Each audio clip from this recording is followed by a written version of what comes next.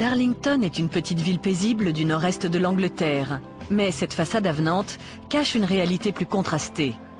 Le chômage chronique fait ici comme ailleurs des ravages et a entraîné l'émergence d'un sous-prolétariat qui cherche à oublier dans l'alcool son absence totale de perspective. Un milieu propice aux drames les plus sordides, mais où l'histoire de David Harker et de Julie Patterson allait faire l'effet d'une bombe. David Harker vivait en marge de la société, partageant sa vie entre les rayons d'alcool du supermarché et le bureau de poste où il allait toucher une maigre allocation, jusqu'au jour où il rencontre une jeune femme lui permettant d'accéder à son fantasme, devenir le plus jeune tueur en série de Grande-Bretagne. Je n'avais jamais rencontré un garçon aussi sympathique que Harker. Ce qui m'a frappé la première fois que je l'ai vu, c'est ses grands yeux bleus. On ne pouvait pas ne pas le remarquer, toujours avec sa bouteille de bière à la main. David Harker voulait faire de la musique. Il avait déjà eu pas mal de problèmes pendant son adolescence et était arrivé en février 1995 à Darlington, où il espérait prendre un nouveau départ. Il n'a pas tardé à s'y faire de nombreux amis. Matt Farrey avait 16 ans lorsqu'il est tombé sous le charme de David, qui en avait à l'époque 23. Il venait à la maison et il dînait souvent avec nous. Ma mère l'a trouvé cool, et ma sœur aussi. Alors quand il a dit qu'il n'avait pas d'endroit pour dormir, on lui a proposé de rester quelques jours chez nous. Au bout du compte, il est resté un peu plus longtemps que prévu. Janet Farrey avait 11 ans lorsqu'elle a fait la connaissance de David. Quand David vivait chez nous, il ne payait pas de loyer. Rien du tout, mais ma mère était d'accord parce qu'il était vraiment gentil. Il donnait toujours un coup de main, il faisait le ménage, il aidait tout le monde. Moi, il m'aidait à faire mes devoirs. Il voulait m'aider parce qu'il disait qu'il ne voulait pas que je finisse comme lui. La chance semble enfin sourire à David Harker lorsqu'il fait la rencontre d'une jeune fille originaire de la région, dont il tombe amoureux et avec qui il emménage dans un appartement de Harewood Grove, un quartier résidentiel de Darlington. Le courant passe tout de suite avec son nouveau voisin, Stuart Boulton. La première fois que j'ai rencontré Harker, il m'a paru très sympathique. Un type vraiment sympa. Il n'avait pas l'air bête, loin de là. Un type poli, charmant, quelqu'un avec qui on pouvait parler sans problème. Malheureusement, au bout d'un an de vie commune, le jeune couple se sépare et David Harker se retrouve seul. Il a recommencé à boire, mais encore plus qu'avant. Il était toujours sur un banc dans le parc. Il était toujours avec sa bouteille de bière. Il disait toujours que ça lui faisait du bien, qu'il se sentait mieux après, mais c'était le contraire. C'est à cette époque que David Harker fait la connaissance de Julie Patterson, 31 ans, une jeune femme à l'enfance malheureuse qui va faire basculer sa vie. La justice vient de lui retirer la garde de 3 de ses enfants. Très affectée, elle s'est mise à boire et à prendre du Valium. J'ai fait la connaissance de Julie 3 ans avant le drame. D'abord comme locataire, puis progressivement comme amie. C'était une fille très vivante, très gaie. Elle aimait bien boire, mais quand elle était déprimée, elle se renfermait complètement. Quelques semaines à peine après être arrivée à Darlington, Julie avait rencontré Alan Taylor, avec qui elle allait avoir une liaison pendant 3 ans. Alan était un solitaire, il était toujours seul. C'était un homme jovial. Il aimait bien boire lui aussi. Il faisait des petits boulots pour moi. Quand Julie est arrivée, il en est tout de suite tombé amoureux. Il l'aimait vraiment. Bien sûr, il y avait des hauts et des bas comme dans tous les couples, mais c'était vraiment la première fois depuis longtemps qu'il sortait avec quelqu'un. C'était sympa. On avait notre manière à nous de nous en sortir quand ça allait pas. On rigolait bien tous les deux. Ça collait bien. On n'avait pas eu la vie facile. On avait eu pas mal d'obstacles sur notre route. C'était difficile pour tous les deux. Je crois qu'elle avait souffert dans sa jeunesse et que c'est pour ça qu'elle avait quitté Durham pour venir à Darlington. De temps en temps, le petit groupe de paumés du parc de Darlington partait faire une virée à Hastings. Alan et Julie rêvaient d'aller refaire leur vie sur la côte. Et puis elle est tombée enceinte. Elle attendait un enfant d'Alan. Ils sont partis tous les deux à Hastings. Ils voulaient prendre un nouveau départ là-bas, avec leur bébé et tout. Repartir à zéro. Et puis je ne sais pas ce qui s'est passé, mais ils ont décidé de faire adopter le bébé. Je ne sais pas si c'était leur décision à eux ou celle des services sociaux. En tout cas, ils sont revenus ici. Si seulement ils étaient restés là-bas. La situation de Julie se dégrade rapidement. L'adoption de son 4e enfant la plonge dans une profonde dépression. Elle se renferme. Un soir, elle est arrivée. Je crois que c'était juste après leur retour d'Hastings. Elle pleurait parce que son bébé lui manquait. Elle ne m'a jamais expliqué pourquoi elle l'avait donné à adopter. Et bien sûr, je ne lui ai jamais demandé, parce qu'on n'a pas à se mêler comme ça de la vie privée des gens. Si elle avait voulu que je le sache, elle me l'aurait dit. Je crois que ça lui faisait de la peine, mais qu'elle pensait que c'était la bonne décision. Mais ce n'est pas parce que c'est la bonne décision que ça rend les choses faciles pour autant.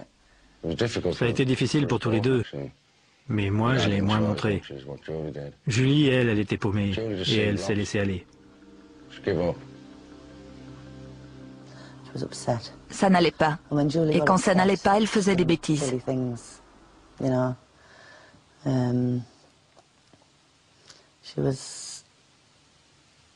Elle était déprimée. Et c'est quelqu'un qui n'avait pas beaucoup de volonté. Quand ça n'allait pas, elle prenait des cachets. Julie disparaissait parfois pendant plusieurs jours d'affilée avant de reparaître sans un mot d'explication. Elle repartait à Durham ou disparaissait je ne sais où. Mais elle revenait toujours. Elle revenait sale, les cheveux en bataille. Elle prenait un bon bain, un bon repas et le lendemain, elle reprenait sa vie normale. Très souvent, elle se levait, elle me disait qu'elle allait aux toilettes et elle disparaissait. Parfois pour la journée, parfois pendant 3 jours, mais le plus souvent pendant une semaine. Elle était vraiment paumée.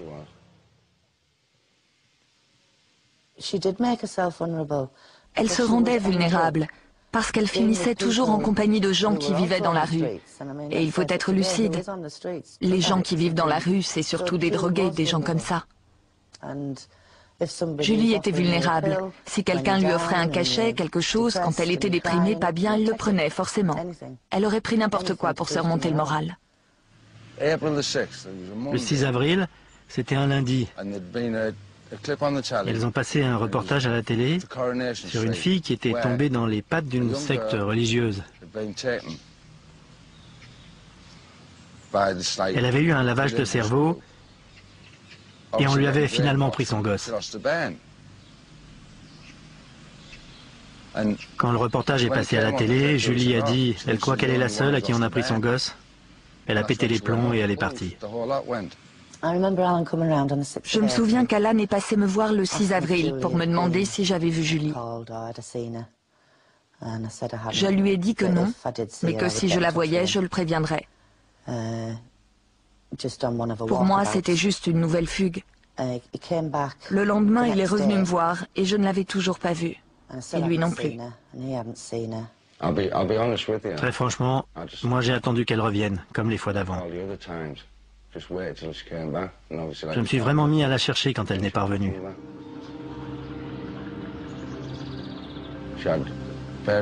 Je savais qu'elle avait des trucs à faire chaque semaine. Tel jour, elle allait chercher son Valium. Tel jour, elle allait voir sa fille. Tel jour, elle passait prendre son chèque à la Sécu. Je suis allé voir, pas de Julie. J'ai vraiment commencé à me faire du mouron quand j'ai appris que Julie n'était pas allée voir sa fille aînée. Parce que ça, c'était quelque chose qu'elle ne loupait jamais.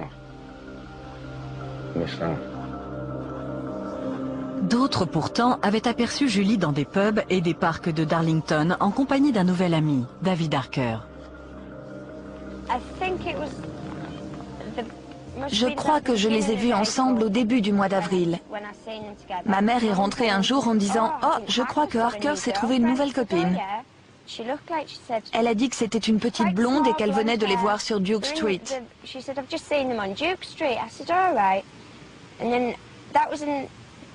Il devait être 5 heures, l'heure du thé.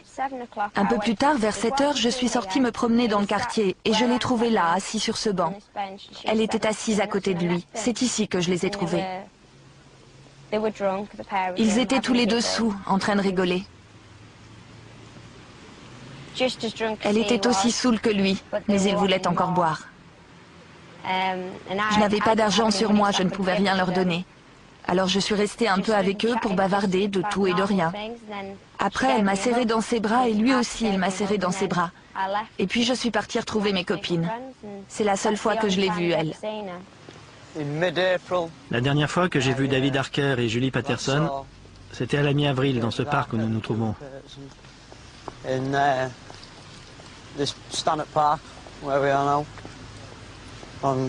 Ils étaient assis sur les bancs là. Julie était quasiment inconsciente, beurrée, pétée, je sais pas. Je passais à travers le parc. Je ne me rappelle plus si je venais de chez moi ou si je rentrais à la maison. Quand je les ai vus, je me suis assis avec Harker, comme ça, et on a parlé un peu de ce qu'il devenait, comme ça. Rien de plus.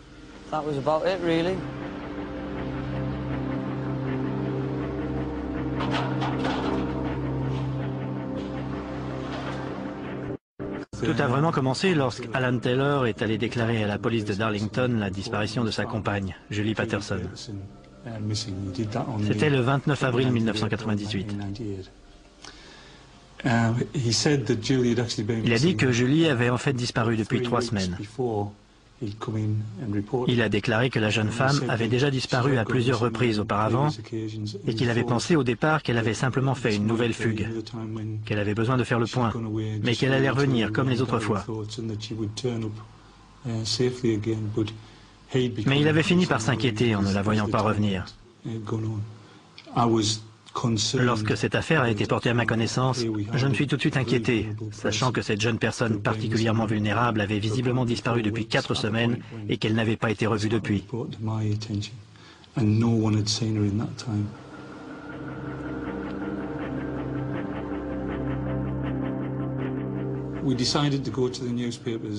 Nous avons décidé de mettre un avis dans la presse dès le jeudi suivant, car nos investigations ne nous avaient pas permis de localiser Julie. Nous nous sommes dit que nous aurions peut-être plus de résultats en publiant la photo de Julie, dans la mesure où elle avait un physique remarquable. C'était une très jolie jeune femme blonde. Et nous avons pensé que quelqu'un la reconnaîtrait peut-être et se manifesterait peut-être.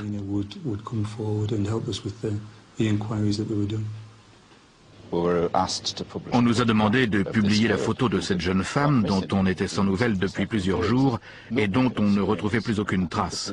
Je pense que la police devait être vraiment inquiète car en général, elle ne demande pas à la presse de l'aider à retrouver les personnes qu'elle recherche. Comme l'espérait la police, la photo de Julie retient l'attention d'un témoin qui ne tarde pas à appeler le commissariat. Ce témoin nous a appelés pour nous dire qu'il avait trouvé un exemplaire du Northern Echo sur le paillasson en rentrant du travail, tard dans la nuit, au petit matin plus précisément. Il avait alors tout de suite réagi en voyant la photo de Julie en première page.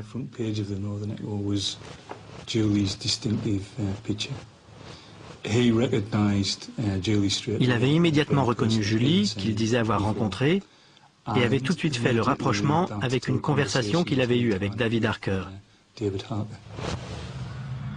L'homme conseille à la police d'aller faire un tour à Polham Lane, une petite rue dans un quartier tranquille de Darlington. L'inspecteur principal Ian Phillips est immédiatement dépêché sur place. Je suis arrivé sur les lieux vers 2h30 du matin, 3h moins le quart.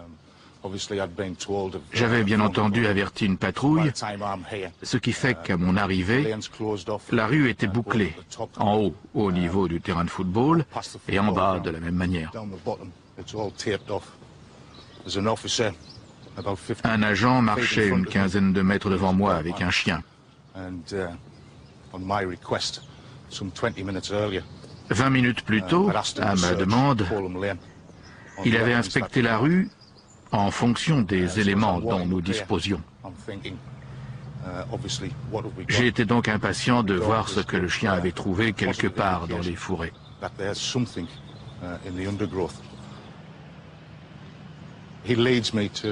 Il m'a donc conduit jusqu'à l'endroit où nous avons distingué un grand sac jeté par terre. C'était un sac de toile de jute d'1 mètre de long sur 50 cm de large environ. Mais dans le noir, même avec une lampe torche, c'était très difficile de distinguer exactement ce que c'était. En revanche, ce que j'ai tout de suite remarqué, c'est qu'il s'en dégageait une odeur épouvantable. Une dame âgée qui habite la maison d'à côté est sortie voir ce que nous faisions. Je lui ai demandé si elle était au courant de la présence de ce sac dans la haie. Elle m'a dit « Oh, ne vous inquiétez pas, c'est juste un chien crevé. Ça fait 15 jours qu'il est là. » Mais moi, ça m'a quand même paru bizarre. J'ai donc décidé d'attendre qu'il fasse un peu jour avant de voir ce que j'allais faire, et surtout avant de mobiliser tout le monde, d'appeler le commissaire, les inspecteurs de la brigade spéciale et tout le tintouin.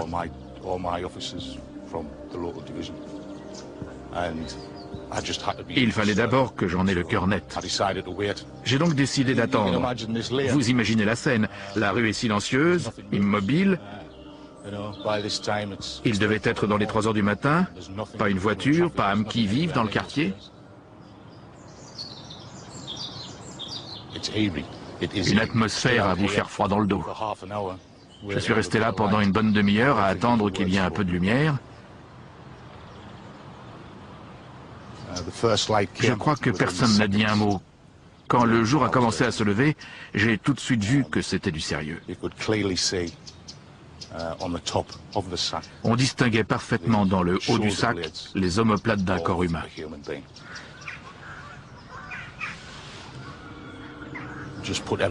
Je crois que nous sommes tous restés pétrifiés pendant quelques secondes. Je crois qu'il a fallu quelques secondes pour qu'on réalise vraiment qu'on était en présence du corps d'une personne, que cette personne avait de toute évidence été salement mutilée. Cette personne avait été assassinée, massacrée même, et c'était du sérieux.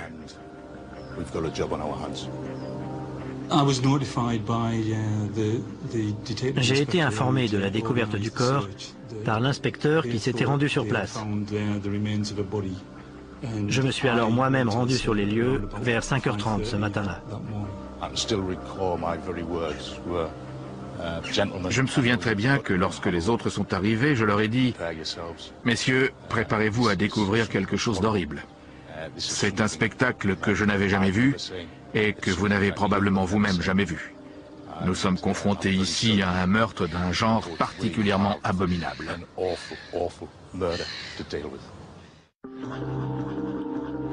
Le corps horriblement mutilé d'une femme vient d'être découvert dans un quartier tranquille de la ville endormie. Toute la ville de Darlington s'est retrouvée sous le choc. Darlington est une petite ville sans histoire, un vieux centre quaker. Il n'y avait jamais eu de meurtre sanglant dans les environs. Ici, les homicides sont très rares, très espacés dans le temps. Là, c'était très différent. On avait retrouvé le corps de cette jeune fille, cette jeune femme dépecée, dans un sac, dans le jardin d'une maison abandonnée, dans un quartier résidentiel de la ville. Julie Patterson, jeune mère de 4 enfants, avait alors disparu depuis 4 semaines. La police craignait le pire. En me rendant sur les lieux de cette macabre découverte, je ne pouvais pas m'empêcher de penser à cette Julie que nous recherchions depuis quelques jours. Nous étions tous inquiets, et tout le monde espérait vraiment la retrouver saine et sauve. Je craignais que le cadavre qui venait d'être trouvé ne soit le sien et qu'elle ait en fait été assassinée.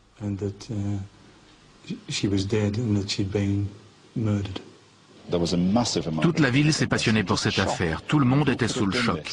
Qui pouvait avoir fait une chose pareille ici, dans cette ville sans problème? On n'était pas dans une zone industrielle sinistrée, dans une banlieue sordide du nord de l'Angleterre. Quel était ce monstre qui était parmi nous? Était-ce quelqu'un d'ici? Comment quelqu'un d'ici aurait-il pu faire ça? Rapidement, la police reçoit plusieurs coups de téléphone de jeunes de la ville qui font état d'une étrange histoire de meurtre et de mutilation que raconterait depuis plusieurs semaines un certain David Harker, aspirant musicien sans emploi. Une histoire que personne n'avait jusque-là voulu croire. Harker racontait sans arrêt des histoires en prenant une drôle de voix. Il disait qu'il allait nous emmener dans une ruelle déserte pour nous tuer. Nous, ça nous faisait marrer, on trouvait ça drôle. Harker disait toujours qu'il était diabolique. Il se mettait debout sur un banc et il criait « J'irai brûler en enfer et tout le monde ira avec moi car je suis diabolique ». Il était comme ça. Il faisait le malin en disant qu'il était diabolique. Moi, je trouvais ça rigolo, ça me faisait rire. Je lui demandais de le refaire. J'ai vu David Harker dans l'après-midi du 18 ou du 19. Il m'a raconté qu'il avait découpé Julie en morceaux et qu'il avait abandonné le corps quelque part dans Polham Lane. Il disait qu'il avait jeté la tête et les membres aux ordures. Il était saoul. J'ai pas fait attention à ce qu'il racontait. Je l'ai pas cru. Il a dû raconter à plus de 20 personnes ce qu'il avait fait. Personne ne voulait le croire, si bien qu'il a fini par indiquer aux gens l'endroit précis où il avait déposé le corps. Il leur proposait même d'aller chez lui pour leur montrer des preuves. Nous avons commencé à interroger ses amis, son entourage. Et nous nous sommes rapidement rendus compte qu'ils étaient tous beaucoup plus jeunes que lui et qu'il avait pris un certain ascendant sur eux.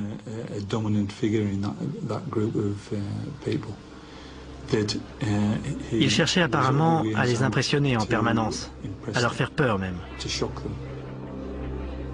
Craignant que le meurtrier ne frappe de nouveau, la police se lance immédiatement sur la piste de celui qui est désormais le suspect numéro 1, David Harker. Harker se trouvait à l'époque dans un centre pour personnes en liberté sous caution. Il avait comparu quelques jours plus tôt pour une affaire de vol. Au cours de son audition, il avait visiblement été extrêmement violent.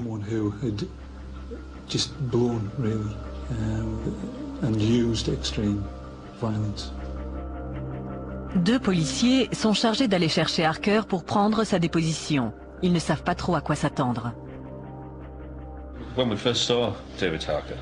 Il faut dire que David Harker était assez impressionnant. Il est grand, il mesure quand même 1,88 m. Il est costaud et à l'époque, il avait les cheveux très courts, presque rasés, avec 2 tatouages sur le crâne. D'un côté, on pouvait lire le mot « inhumain » et de l'autre le mot « désordre ». J'avoue qu'il avait un aspect peu engageant, le genre de type qui risque de vous donner du fil à retordre. Il n'a posé aucune question, et il nous a finalement suivis sans faire d'histoire. Les 2 premiers interrogatoires se sont passés sans problème. David Harker avait l'air ravi de nous donner sa version des événements. Il nous a dit qu'il avait effectivement rencontré une fille, mais qu'elle ne s'appelait pas Julie, mais Roxanne. Nous l'avons laissé nous donner sa version des faits, sans le contredire, et il semblait très à l'aise. C'est seulement vers la fin du 2e interrogatoire, je crois, qu'il a commencé à s'agiter un peu. Il a commencé à s'inquiéter, et il s'est plaint d'entendre des voix qui lui dictaient ce qu'il devait faire. Pendant ce temps, une équipe d'enquêteurs et d'experts légistes se rend chez David Harker, au 6A Harewood Grove.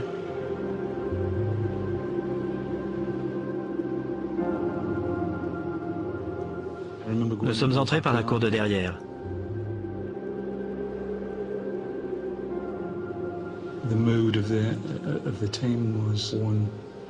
Nous avions tous le sentiment que nous allions découvrir quelque chose d'important, sans vraiment savoir ce qui nous attendait derrière cette porte. Mes craintes ont été immédiatement confirmées lorsque nous avons ouvert la porte d'entrée et que nous avons vu sur le sol une traînée de sang qui partait d'un placard situé sous l'escalier.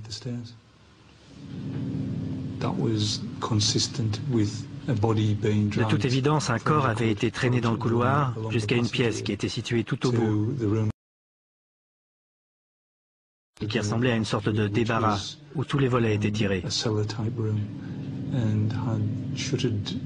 Il y avait quelque chose de sinistre et de macabre dans ce local. Nous avons trouvé des vêtements qui correspondaient à ceux que Julie Patterson portait au moment de sa disparition. Il y avait notamment un bas de training, si je me souviens bien.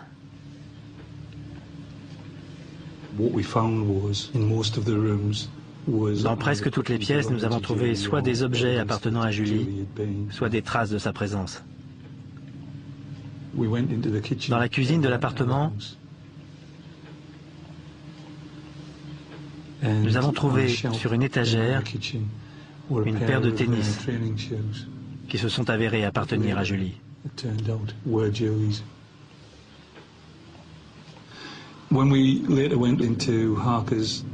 Ensuite, quand nous sommes passés dans la chambre de Harker, nous avons constaté qu'il y avait une grosse tache de sang dans un coin. Les experts légistes nous ont dit par la suite que cette trace avait probablement été laissée par une partie du corps de Julie, qui avait été posée là et dont le sang avait transpercé la moquette.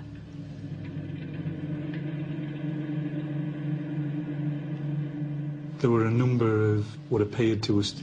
les murs, quelqu'un avait écrit ce qui ressemblait à première vue à des poèmes. Le sens n'était pas clair pour nous, mais visiblement ça avait son importance. Il y avait notamment écrit à un endroit le mot « becoming », « devenir ». Un mot qui figurait aussi sur un couteau que nous avons retrouvé un peu plus tard dans le garage, à côté d'une couverture ensanglantée et enfermée dans un sac en plastique.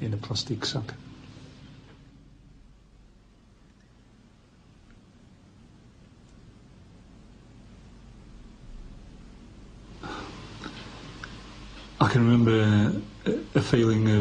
me souviens avoir ressenti un sentiment de profonde tristesse. Il était évident qu'un meurtre avait été commis dans cet appartement et que la pauvre Julie était morte dans des circonstances qui avaient dû être épouvantables.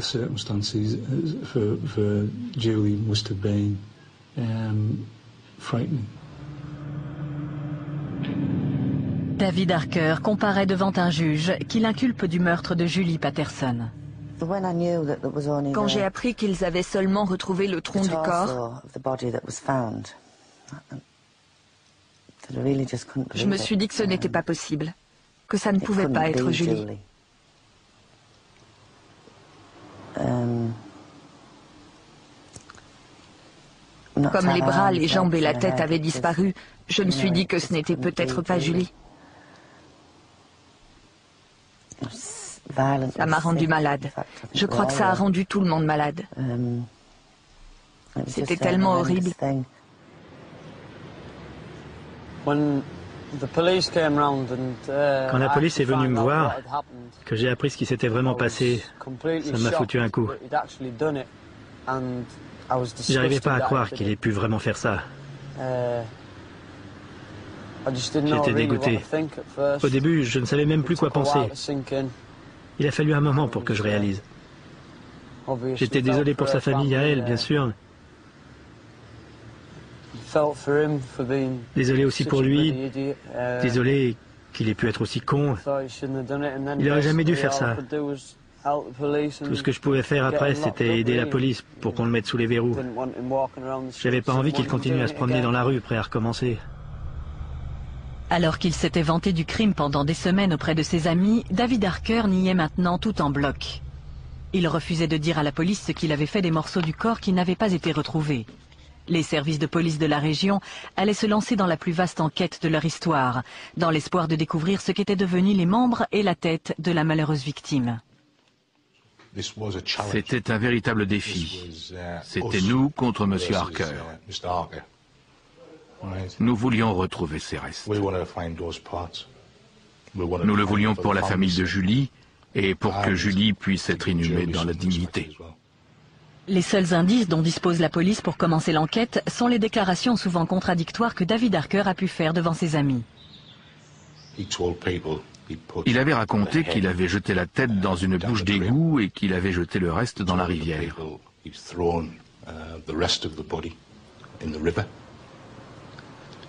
Il avait raconté à d'autres personnes qu'il avait mis les bras et les jambes aux ordures ménagères.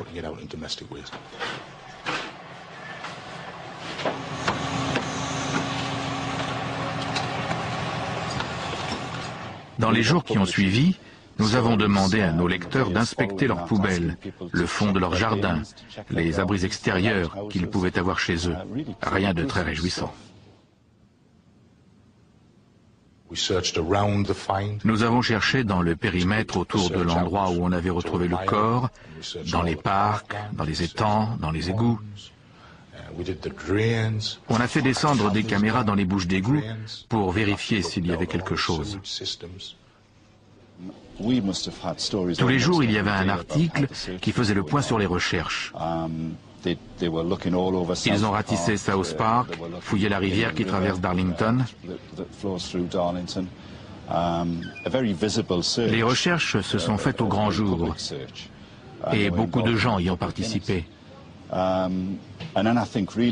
Le comble du sordide a été atteint quand la police, en désespoir de cause, est allée fouiller la décharge publique.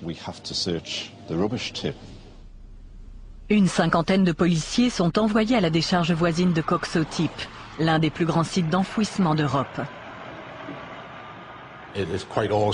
C'était impressionnant quand on arrivait dans ce gigantesque cratère.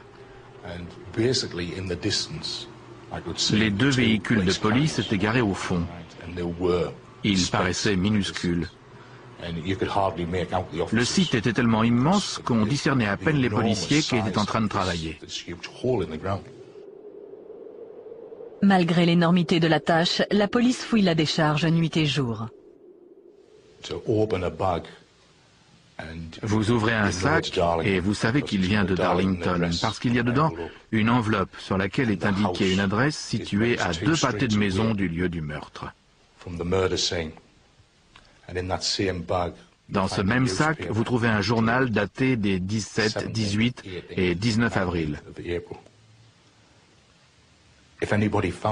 Tout de suite, vous vous dites, c'est ça, on brûle, on brûle.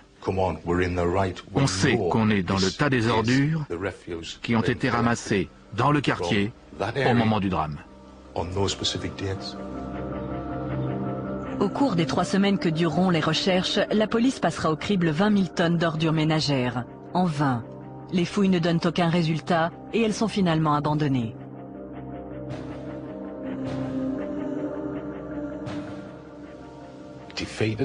Découragé? Je ne crois pas que c'était du découragement. Simplement, nous n'avons pas réussi à trouver ce que nous cherchions. Personnellement, je reste persuadé que certains des restes de Julie se trouvent toujours dans cette décharge. J'en suis intimement convaincu.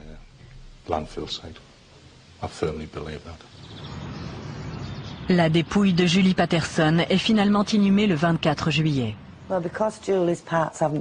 Les restes de Julie n'ayant pas pu être tous retrouvés, ses funérailles avaient quelque chose de particulier. Tout son corps n'était pas là. On ne peut pas vraiment dire qu'elle ait été enterrée ce jour-là. Elle ne pourra jamais reposer en paix, et tant que tous ses restes n'auront pas mort, alors seulement elle reposera en paix. L'horrible meurtre de Julie avait profondément traumatisé la population de Darlington.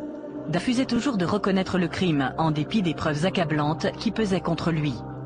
Et il refusait bien entendu de dire ce qu'il avait fait de la tête, des bras et des jambes de la jeune femme.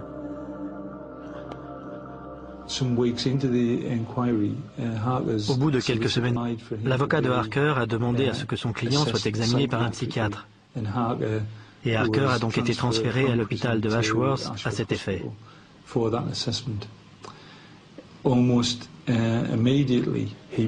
À peine arrivé là-bas, il s'est mis à raconter de nouveau tout ce qu'il avait raconté à ses amis et à ses fidèles. Avant son arrestation, David Harker avait parlé à une bonne vingtaine de personnes de son désir de devenir un tueur en série. Il leur avait même expliqué comment il avait tué sa première victime, Julie Patterson. Harker tenait absolument à raconter ce qu'il avait fait. Il voulait passer à la postérité comme le plus jeune tueur en série de toute l'histoire de la Grande-Bretagne. Le diagnostic qui a été réalisé dans ce cas a conclu à un comportement antisocial. C'est également ce qu'on appelle un psychopathe. L'individu est sensé dans la mesure où il a un raisonnement tout à fait rationnel. En revanche, il n'a plus aucune morale, comme s'il avait une sorte d'angle mort dans son cerveau. Il ne discerne plus le bien du mal. Il est donc capable de commettre des actes atroces et même de rêver pendant des heures aux horreurs qu'il peut perpétrer.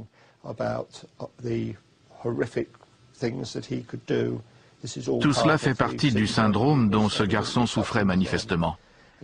À cela venait s'ajouter le désir d'accéder à la célébrité, de passer à la postérité comme un criminel notoire. Pendant son séjour au service psychiatrique de l'hôpital de Ashworth, David Harker devait affirmer avoir tué 2 autres personnes, mais aucun élément ne permet d'étayer ses déclarations. Le jeune homme donna également d'étranges précisions sur les circonstances du meurtre de Julie Patterson. Il affirma au psychiatre qu'après l'avoir tué, il avait fait cuire un morceau de sa cuisse et l'avait mangé, accompagné de pâtes et d'une sauce à l'ail.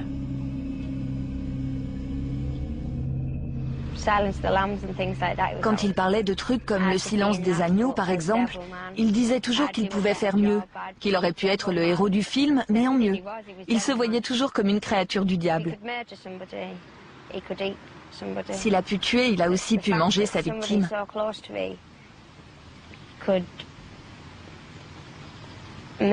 Quand je pense que quelqu'un d'aussi proche a pu faire ça, ça me rend malade. C'est comme si mon propre frère avait fait ça. Les déclarations de Harker firent la une des journaux. Le jeune homme avait visiblement réussi à obtenir ce qu'il voulait, se faire connaître comme l'émule de Jeffrey Dahmer, le tueur cannibale du cinéma américain. Il avait même essayé de l'imiter. Il avait conservé un certain temps des morceaux du corps de Julie dans sa chambre et avait placé la paire de tennis de la jeune femme sur une étagère de la cuisine. Un aspect particulièrement troublant de cette affaire tient au fait que Harker avait affirmé avoir mangé des morceaux de sa victime.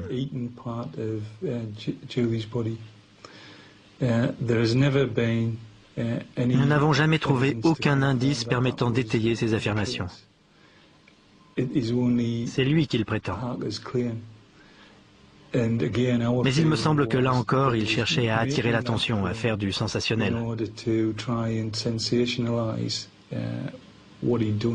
David Harker fait partie de ces criminels qui ont beaucoup de mal à faire la distinction entre le rêve et la réalité. Ils s'imaginent devenant des tueurs célèbres et ils construisent toute une fiction d'actes marquants qu'ils sont censés avoir commis. Résultat, quand la police les interroge, ils ressortent tous leurs fantasmes sans plus vraiment savoir ce qui relève du réel et ce qui n'est qu'imaginaire. Il est par conséquent difficile de distinguer le vrai du faux. Harker ne s'arrêta pas au cannibalisme. Il tenta également de convaincre les médecins de Ashworth qu'il s'était adonné à des pratiques nécrophiles et s'était fait des masques avec la peau de ses victimes. Là encore, ces affirmations ne reposaient sur rien et la police estime qu'il cherchait à nourrir ses propres fantasmes en s'inspirant des scénarios de films à succès. Nous sommes ici en présence de la conjonction de 2 troubles différents. Vous avez d'une part un trouble d'ordre sexuel avec une fascination pour la torture et le meurtre, et d'autre part un désir intense de choquer, qui s'inscrit dans le cadre d'un trouble de type psychopathique. Il y a une volonté d'avoir un impact sur les autres. Dans ce cas précis, il y a conjugaison de ces différents facteurs. Visiblement, il voulait à tout prix impressionner les autres en leur racontant ce qu'il avait vécu. Je sais en outre qu'à l'époque, il a cherché à contacter des journaux pour leur proposer de publier un livre sur ses exploits. Depuis sa chambre à l'hôpital de Ashworth, Harker envoie une série de lettres à la rédaction du quotidien local. Ce qui est intéressant dans ces lettres, c'est que David Harker se fait passer pour une victime et qu'à aucun moment il ne parle de Julie Patterson. Dans ces lettres, il porte de terribles accusations contre ses parents. Toutes sont totalement fausses. À partir de l'âge de 2 ans et jusqu'à l'âge de 16 ans, j'ai été régulièrement battu par mon père, souvent uniquement parce qu'il était shooté.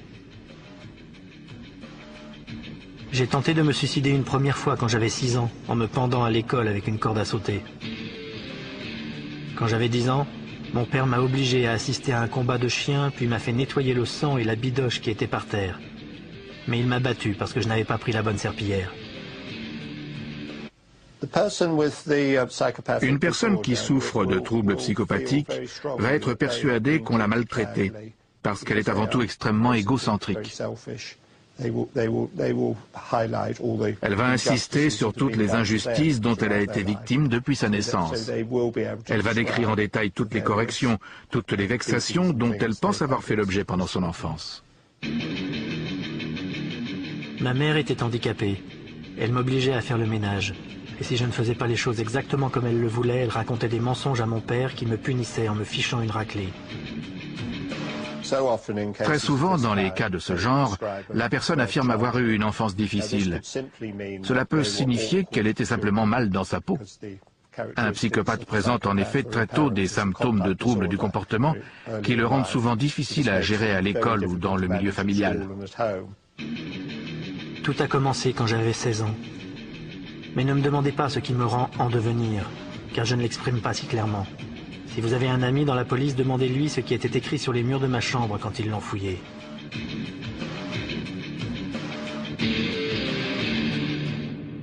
Harker a ses premiers démêlés avec la justice à l'âge de 16 ans. Il est inculpé de 2 agressions, pour coups et blessures d'une part et cruauté envers un animal d'autre part, pour avoir tué un chien à coups de pied.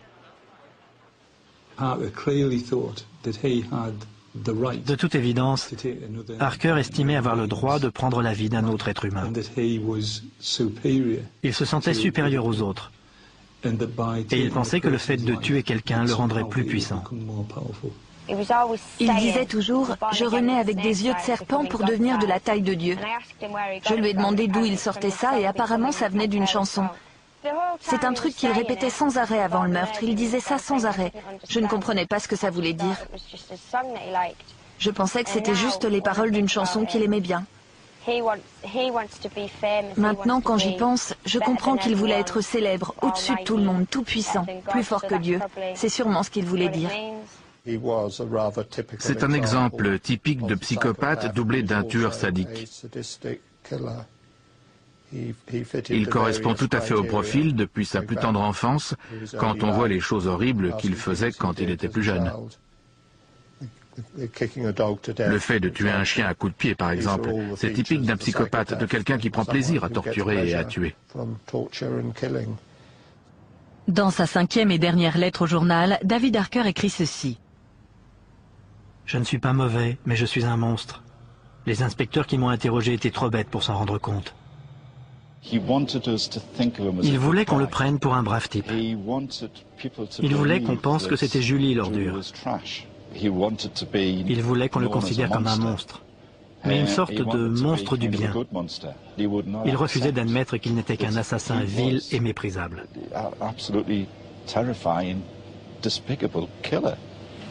Outre ces 5 lettres, David Harker a également envoyé une étrange devinette à la rédaction du Northern Echo.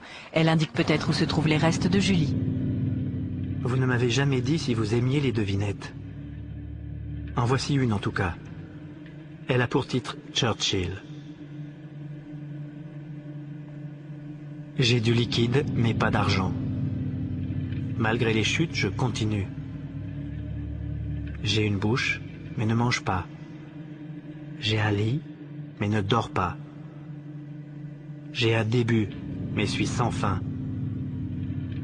Qui suis-je? Vous connaissez l'endroit?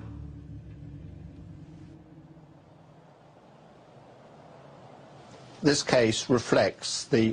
cas reflète bien les problèmes que nous pouvons rencontrer pour classifier ce qui est bien, ce qui est mal, ce qui est fou ou bien malade. Désormais, on fait systématiquement un scanner du cerveau, plus des électroencéphalogrammes, pour tenter de détecter une éventuelle anomalie qui pourrait nous aider à poser un diagnostic. Ce cas est assez exceptionnel car les examens n'ont rien montré d'anormal. Les psychiatres qui l'ont examiné ont tous estimé que David Harker était parfaitement conscient de ce qu'il faisait quand il a assassiné Julie Patterson, mais que son absence totale de remords dénotait un trouble grave de la conscience qui le plaçait parmi les plus dangereux psychopathes. En le condamnant à la prison à vie, le juge a déclaré que Harker avait tué Julie Patterson de la façon la plus odieuse, en glorifiant la manière dont elle était morte. Il a déclaré que l'accusé n'avait montré aucun remords et que selon lui, il tuerait de nouveau à la moindre occasion. Lorsque Harker a été condamné à la prison à vie, je crois que tous les gens qui se trouvaient dans la salle du tribunal ont poussé un grand soupir de soulagement.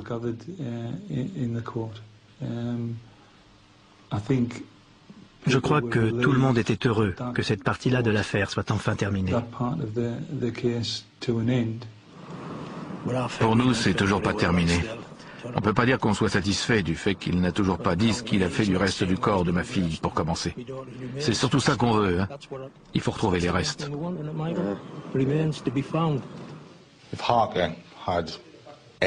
Si Harker avait la moindre dignité, sachant en plus que 2 ans et demi se sont écoulés depuis le drame, s'il avait la moindre humanité, il aurait fini par parler. Il veut que les gens devinent, se creuse la tête pour trouver. De temps en temps, il laisse tomber une petite phrase pour titiller les gens, du style « On retrouvera peut-être la tête un jour ». Je pense qu'il se dit que quelqu'un finira peut-être par retrouver les restes manquants. D'ailleurs, je frissonne à l'idée qu'il les a sans doute mis quelque part, où on risque de tomber dessus un jour, par hasard. David Harker est actuellement incarcéré à la prison de Wakefield, où il purge une peine d'emprisonnement à vie.